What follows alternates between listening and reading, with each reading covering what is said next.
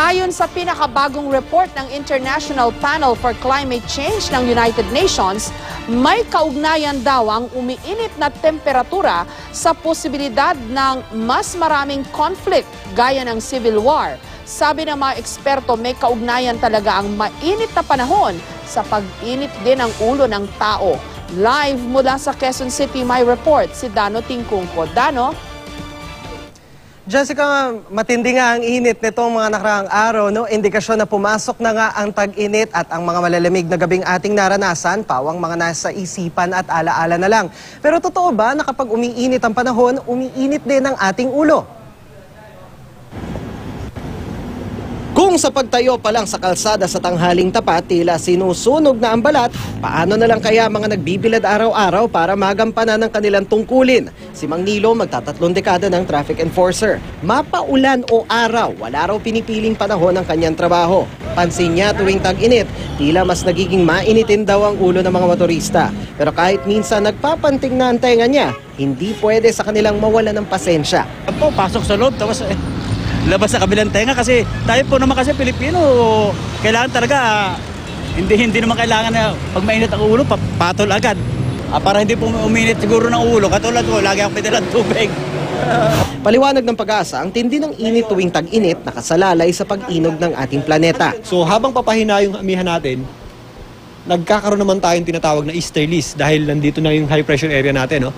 So yung easterlies natin, yung hangin ang gagaling yan sa silangan, which is namomodify naman into warm and humid. So mas maalinsangan po yan. Pero kapag ang bansa dumidirekta sa kung tawaging high pressure ridge gaya ng mga nakaraang araw, numinipis daw ang hanging dulot ng high pressure at nawawala ng mga ulap na humaharang sa sikat ng araw. Sa tala ng Pag-asa, bahagyang mas mainit ang naitalang temperatura ngayong Marso kumpara nung nakaraang taon. Sa Tuguegarao, mas malaki ang agwat ng temperatura ngayong taon kumpara nung nakaraang taon. Humigit kumulang 2 degrees Celsius ang diferensya. Pero sabi ng Pag-asa, nasa average normal temperature pa rin daw ang ating nararamdaman at hindi naman resulta ng global warming. Nasa average pa rin naman tayo. Actually, pag buwan ng April, ang maximum average temperature natin is nasa 35 degrees Celsius. So, posibleng naglalaro lang yan sa 34 hanggang 36 degrees Celsius. Sa isang ulat na inilabas kamakailan ng International Panel for Climate Change ng United Nations, sinasabing may kaugnayan ang umiinit na temperatura dala ng climate change sa posibilidad ng mas matinding insidente ng conflict tulad ng civil war. Nilinaw ng ulat na ang peligro ay nanggagaling sa epekto ng global warming sa mga pangangailangan ng mga bansa tulad ng tubig, kuryente, pagkain at iba pa. Pero paliwanag na isang psychologist, may direktang relasyon din ang init ng panahon hindi lang sa ating katawan kundi sa ating emosyon. Na yung hypothalamus, siya ang seats of what we call thermoregulation. Yung bahagi ng anterior niya, siya yung nagpapababa ng temperatura. Yung bahaging likodan naman ng hypothalamus, siya naman yung nagpapataas ng temperatura. So, halimbawa, may lagnat ka, magre-regulate siya. Pero the trick there is, the hypothalamus is also part of the emotional pathway ng galit ang isang tao, emosyonal ang isang tao, nagpapawis siya, nagpapanting siya, hirap siyang magsalita, which is the same physiological reaction kapag mainit or naiinitan ng isang tao. Senyales daw ng stress ng katawan kapag mas mainit sa average body temperature na 37 degrees Celsius ang kapaligiran. The body reacts on that in a way of what you call neurotransmitter, blood flows. So kapag ganong paraan, kinakailangan ilabas ng katawan ang init na naa-absorb niya. So mas inhibit yung tinatawag na mga serotonin. Serotonin is more of the relaxing. May direktang kinalaman din daw sa ating mga karanasan ng pagpapalit ng ugali, depende sa panahon. Halimbawa, positibo ang tingin ng maraming Pinoy sa lamig lalo't kaakibat nito ang Pasko.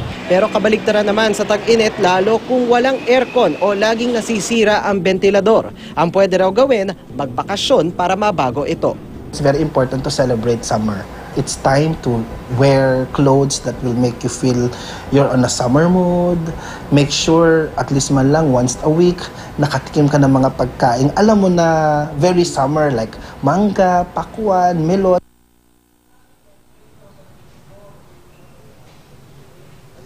Jessica, sabi ng Pag-asa ngayong weekend, posible raw na makaranas tayo ng bahagyang paglamig ng panahon. Yan ay dahil sa pagdampi ng northeasterly surface wind. Jessica. Okay, pero hindi pa ito. Umpisa pa lang yung summer, Dano Siguradong at least meron tayong reprieve, no? Meron tayong may break kasi lalamig yung panahon next week. Pero after that, umpisa pa nga lang ng summer, siguradong iinit palalo.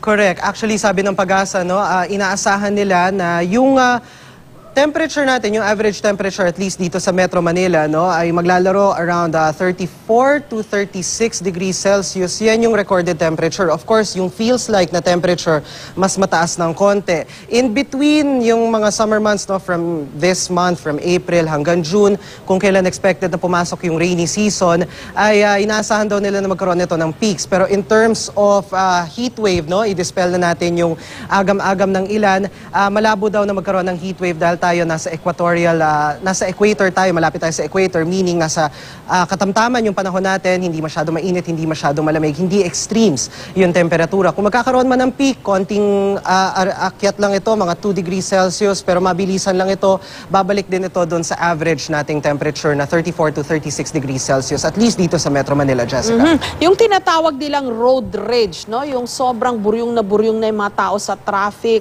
pagod sa kalye, ang init. Siguradong mas mataas din ang incidence niyan pagka mainit ang panahon.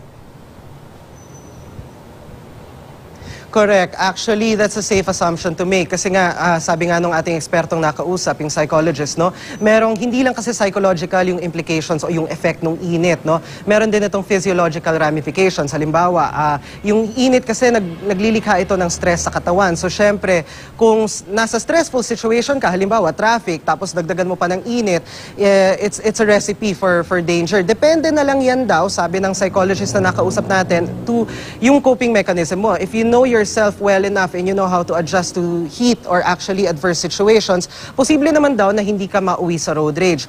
Mangyayari lang naman yon kung ikaw medyo hindi mo kilala yung sarili mo or hindi mo alam kung paano mag-adapt sa mga situation. Lalo na yung mga situation na karaniwan nating nararanasan araw-araw tulad ng traffic at ngayong mga buwan na ito, yung sobrang init ng panahon, Jessica. Okay, kaya kapuri-puri yung mga taong tinutuloy nila yung kanilang mga responsibilidad katulad ng mga traffic aid, no, sa gitna ng kalsada kahit napakainit ng panahon. Saludo tayo sa kanila. Magandang tanungin sa kanila, Dano, paano kaya nila nasusurvive, no, yung ganung klase ng trabaho lalo na pag umiinit pang panahon?